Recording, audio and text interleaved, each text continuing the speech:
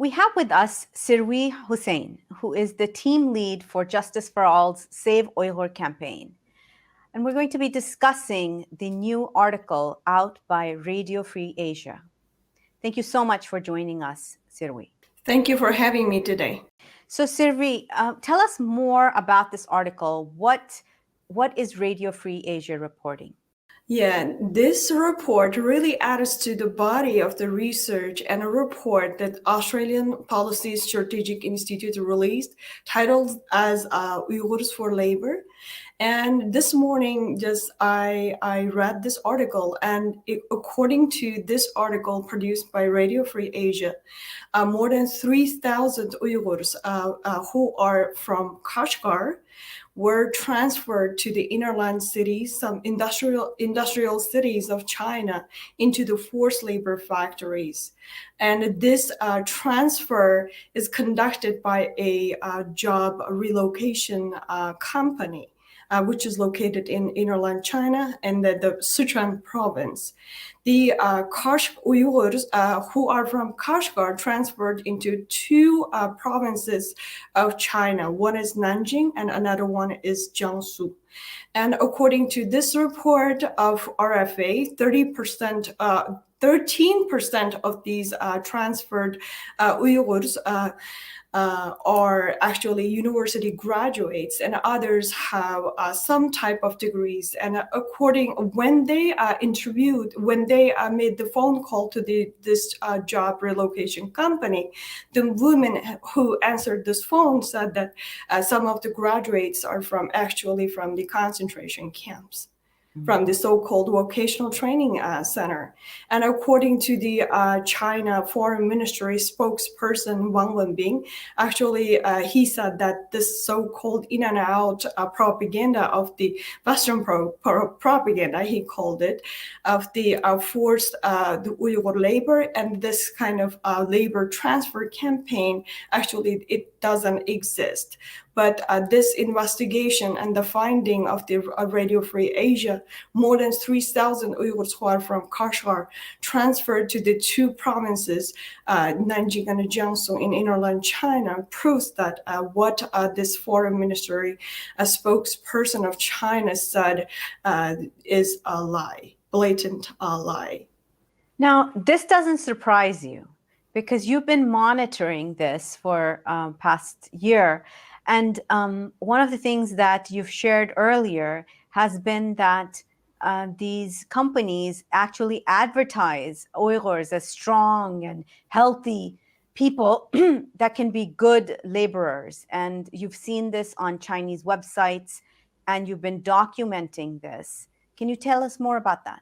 Yes, it is not a surprise at all because just in 2019, when Australian Policy Strategic Institute, when they released their report labeled as Uyghurs sold for labor, at that one it said that more than 80,000 Uyghurs, this is the data from the Chinese state media, actual number can be way higher than this. This number of Uyghur people actually transferred through this massive labor transfer campaign conducted by the Chinese government. And from the various parts of the East Turkistan, cities such as Kashgar and Hotan to the other parts of China, innerland China. For example, Jiangsu, Nanjing, Anhui, Shanghai, and a majority of them are industrial cities. So they already found out that these Uyghurs, forced laborers, actually they are linked to the workforce who are located into workforce, actually Western investment companies, just 82 brands, very famous brands such as Nike and Apple, so on and so forth. So after that, also Save Uyghur team, we have been collecting the videos released by the Chinese state media and also like ordinary Chinese people and Uyghur people who lived in East Turkistan. Or the videos which are released from the forced labor factories and placed into TikTok and Weibo, and it's some kind of Chinese social media platforms. We have been collecting these videos and adding English subtitles and then releasing it through our own Save Uyghur social media platforms. And we found out that majority of these workers are mainly women. And we are suspecting that while the Chinese men are placed into the massive network of concentration camps, and women are transferred into the network of the forced labor, and that they are transferred to different industrial cities of China, and that they are forced to work as a cheap labor force or free labor force. Actually, Chinese state media says that the purpose of such a labor transfer campaign is to eliminate the poverty and creating the job opportunity for Uyghur people in the rural area, southern parts of East Turkistan, such as Hotan and Kashgar. But and it's absolutely voluntary for the Uyghur population to go to and relocate themselves into the hinterland China to work in the forced labor factories.